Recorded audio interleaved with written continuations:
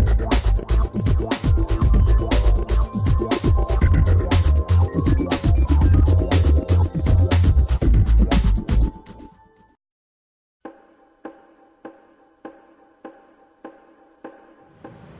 evening, Davao, Mindanao.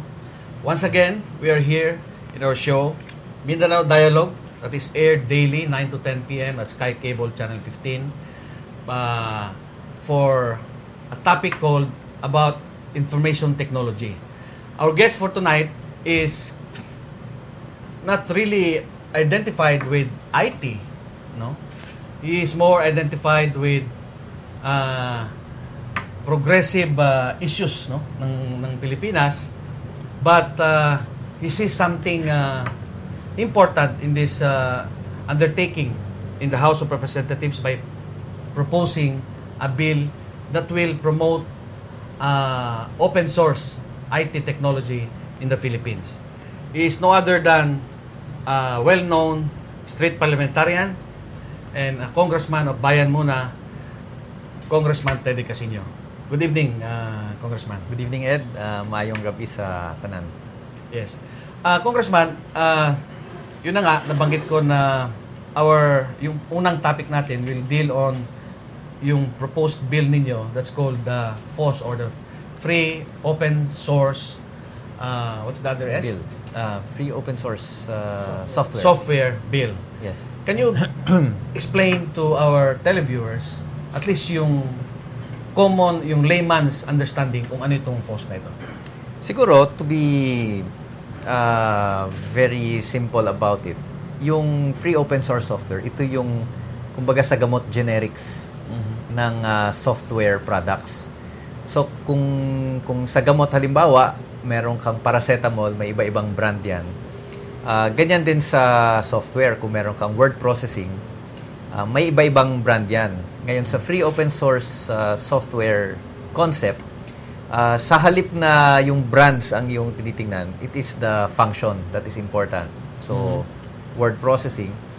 And sa daigdig ng mga free open source software programmers, maraming mga software na is literally free. No, kasi ngayon ang mahal-mahal ng mga branded o yung tinatawag na proprietary software. So it is more than the generics. It's more than generics. Because it can be taken freely. Oo, so dahil for free.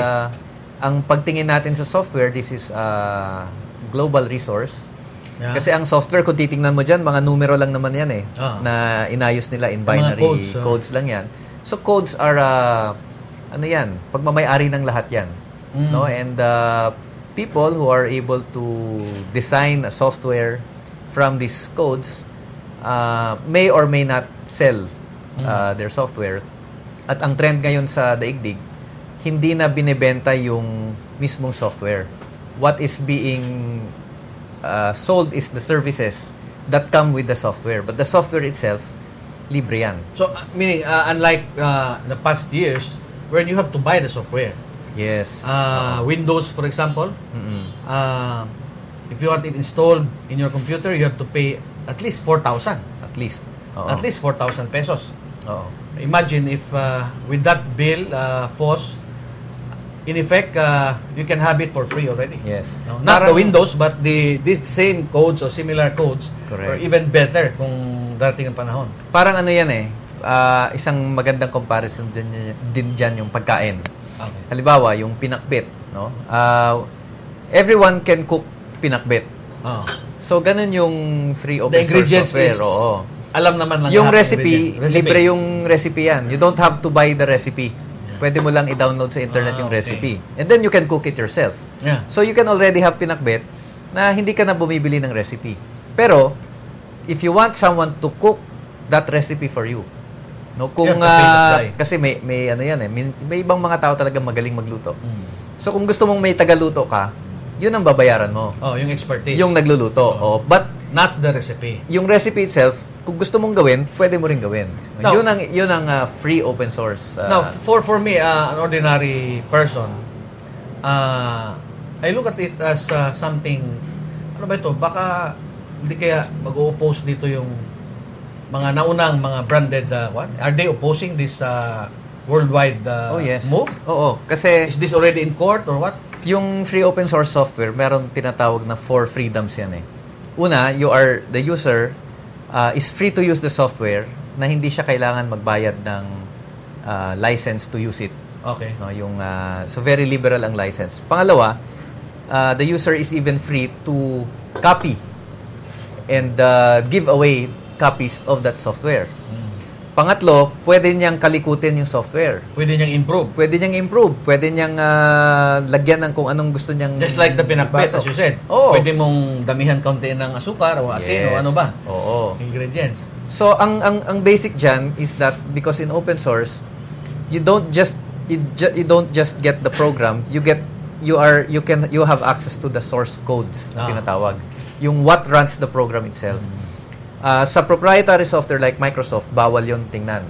No, bawal ipakita yan sa publiko. Pero dito sa free open source software, bukas yan sa publiko. So you can cook it the way you want it.